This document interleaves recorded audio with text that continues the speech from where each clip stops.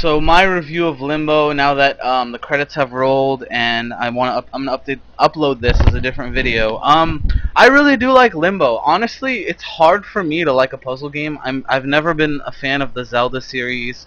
The classical Zeldas, find your way across a bunch of puzzles. That really wasn't my thing, but I found myself really liking Limbo just because they don't seem to lend themselves as natural puzzles. They seem just like, fun activities here and there, and they're so seamless. When you go from level to level, you haven't even realized that you're on another puzzle, and you keep doing it over and over and over. That has a very addictive nature in that sense. So you don't realize you're doing puzzles. You just feel like you're doing activities to try to get to some end point.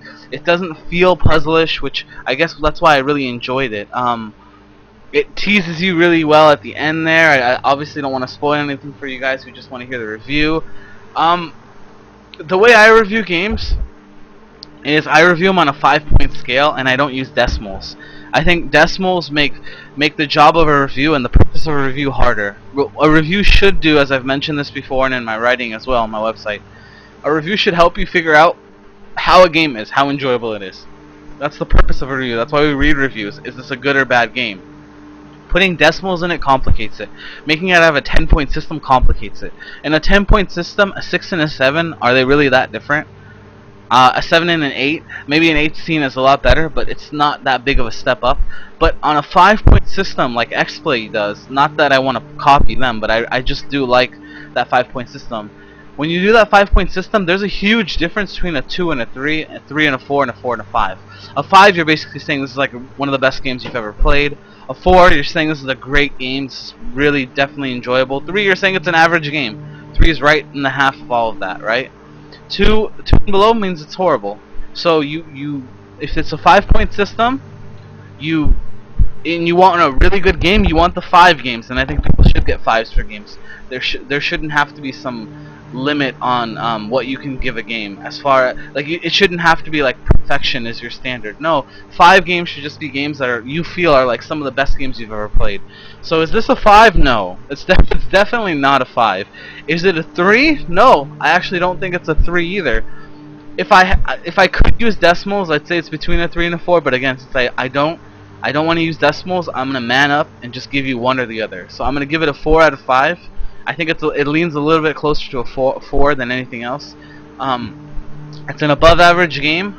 It's definitely not your average game. I definitely think it's more addictive. It's more fun than an average game. And the ending, just in the beginning, just the atmosphere, the different puzzles, how they are set up. It's more than just a 3 average game. You're really putting down Limbo if you give it a 3. So, or for other reviewers, if you're using a 10-point system, if you give it a 7 or 7.5, you're putting this game down. I think it deserves that 8 and above, that 4 that I'm saying. Does it deserve a 9 or a 5? I really don't think so. A 9 or a 10. But I think 4 out of 5 is a good rating for it. It was a really fun game. They should definitely make a sequel and like keep the story going. Maybe make this like into a trilogy. So now we've caught up with someone who's either our sister or some other female character that we're connected to, or and then after you've caught up with them in the first game, the second game, maybe you guys can work together, or somehow you learn more about the story.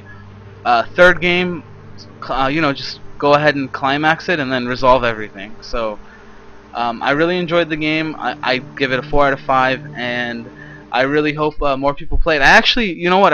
Like I said before, I didn't look anything up while I was playing the game, but I did see a playthrough of this game early when it came out. So there was a few parts that I remembered, but like the ending there, I had no idea. A lot of the tougher stuff, as you guys saw, I had no idea. So I'd say knowing that playthrough ahead of time didn't help me too much, because the harder puzzles were the ones I didn't remember. The puzzles where my memory would have helped, it didn't work out there. So I definitely think that it's a fun game, and like I said before, it's a 4 out of 5. And there should be a sequel that comes out to this.